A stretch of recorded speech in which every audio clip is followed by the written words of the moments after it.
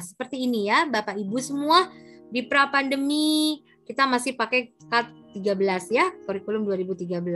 Di pandemi 2020-2021 menggunakan kurikulum 2013 dan darurat. Ya, kurikulum 2013 yang disederhanakan. Lalu saat pandemi juga ada sudah yang tahun ini masih ya dianggap masih pandemi ya Bapak Ibu.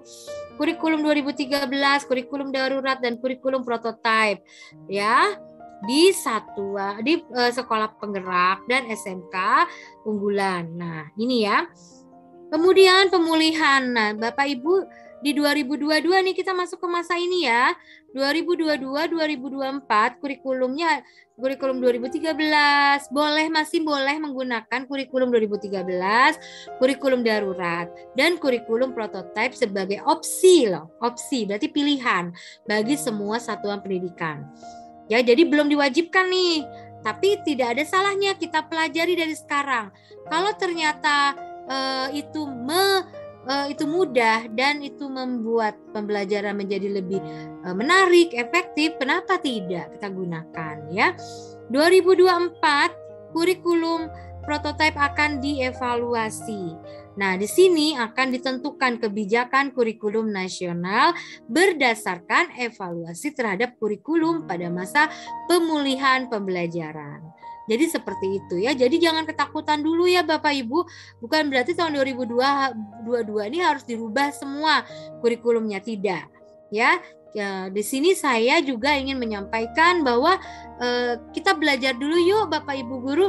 Kita kuatkan dulu pengetahuan kita, keterampilan kita terkait apa saja yang harus kita kembangkan dan kita rubah. Kita lihat. Nah, riset menunjukkan bahwa pandemi menimbulkan kehilangan pembelajaran, literasi numerasi yang signifikan. Tuh. Jadi apa yang hilang? Literasi dan numerasinya. Kalau sebelum pandemi, kemajuan belajar selama 1 tahun, ya ini sampelnya SD ya. Kebetulan ini sampelnya SD ya. Adalah sebesar 129 poin. Kemudian literasi dan 78 poin numerasi. Setelah pandemi, kemajuan belajar selama kelas 1 berkurang secara signifikan. Untuk literasi, learning loss-nya setara dengan 6 bulan belajar. Wow, ya. Luar biasa, lama juga ya. Untuk numerasi, learning loss-nya setara dengan 5 bulan belajar. Ya, ini diambil dari sampel 3.391 siswa SD dari 7 kota kabupaten di 4 provinsi pada Januari 2020 dan April 2021. Bapak Ibu, jangan heran saya memang menggunakan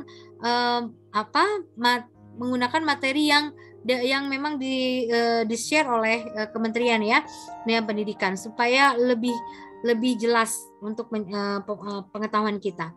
Oke, baik. Nah, di sini, kurikulum prototipe melanjutkan arah pengembangan kurikulum sebelumnya. Ya, sebelumnya adalah K13 ya. Oke, yang pertama, orientasinya holistik.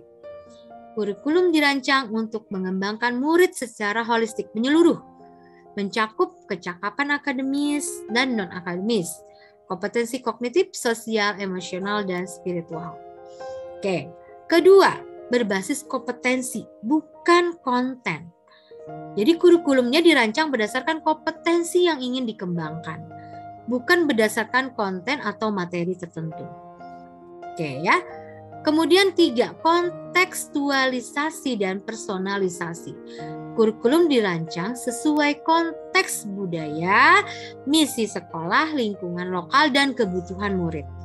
Jadi Bapak Ibu di dalam kurikulum ini tidak harus dipaksakan mengikuti yang dilakukan oleh lembaga lain, apalagi tidak sesuai ya konteks budayanya, ya misi sekolahnya, kemudian lingkungan lokalnya tidak sama dengan sekolah yang kita sendiri. Ya jangan dipaksakan kita menggunakan itu. Jadi di sini prototipe mengembangkannya, kurikulum itu harus kontekstual sesuai dengan lingkungan belajar sekolah Bapak Ibu semua. Oke, ini ya. Nah, karakteristik kurikulum prototipe di PAUD, SD, SMP bisa digambarkan di sini. Di PAUD seperti apa? Ya, ini yang menarik buat saya di PAUD ini benar-benar penegasan tentang kegiatan bermain. Kembali lagi kegiatan bermain. sebagai proses belajar. Kemudian fondasinya adalah untuk kesiapan bersekolah. Pastinya ini terkait dengan literasi dan numerasinya, ya, tapi dilakukan sambil bermain. Ini untuk tingkat PAUD ya.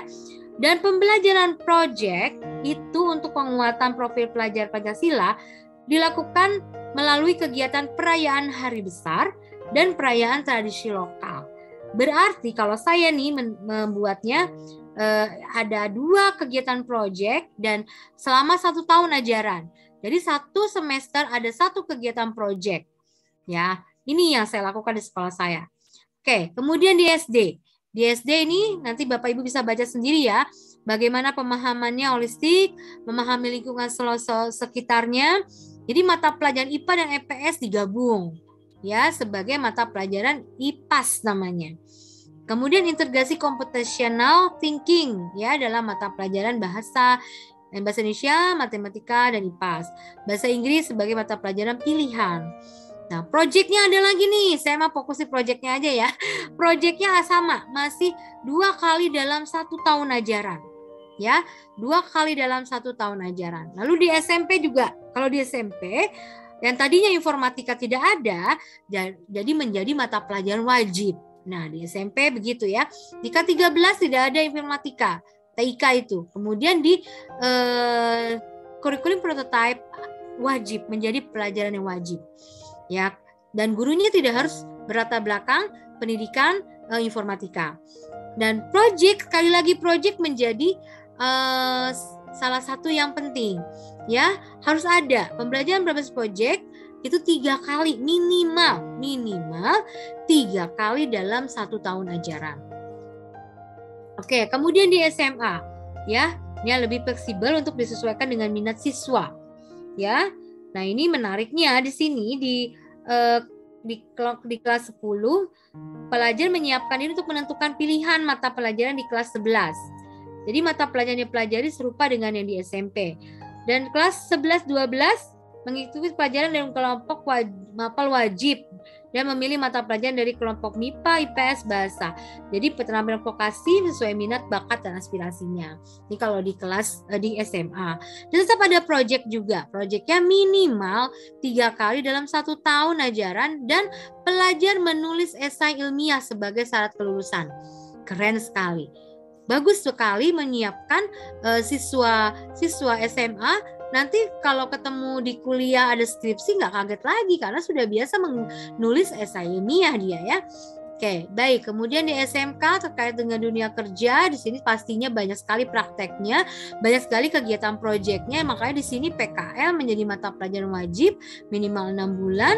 Ya, proyeknya juga harus punya alokasi waktu yang khusus karena terkait dengan keterampilan. Lalu untuk teman-teman yang di SLB, capaian pembelajaran pendidikan khusus ini hanya untuk yang memiliki hambatan intelektual. Di sini juga sama, ada pembelajaran proyek untuk anak-anak SLB dan di sini untuk menguatkan pelajar Pancasila dengan mengusung tema yang sama dengan sekolah reguler, dengan kedalaman materi dan aktivitas sesuai dengan karakteristik dan kebutuhan pelajar di SLB. Disesuaikan ya, berarti dengan karakteristik anak-anak berkebutuhan khusus. Baik. Nah, di sini sudah dijelaskan seperti judul bahwa ternyata proyek itu adalah salah satu dari karakteristik utama, ya, karakteristik utama kurikulum prototype. Ya, di sini untuk apa? Mengembangkan soft skills dan karakter. Ya, di sini melalui proyek bisa mengembangkan soft skill dan karakter. Yang kedua, fokus pada materi esensial. Di kurikulum prototype harus fokus pada materi esensial. Kemudian fleksibel bagi guru melakukan pembelajaran sesuai dengan kemampuan murid. Oke.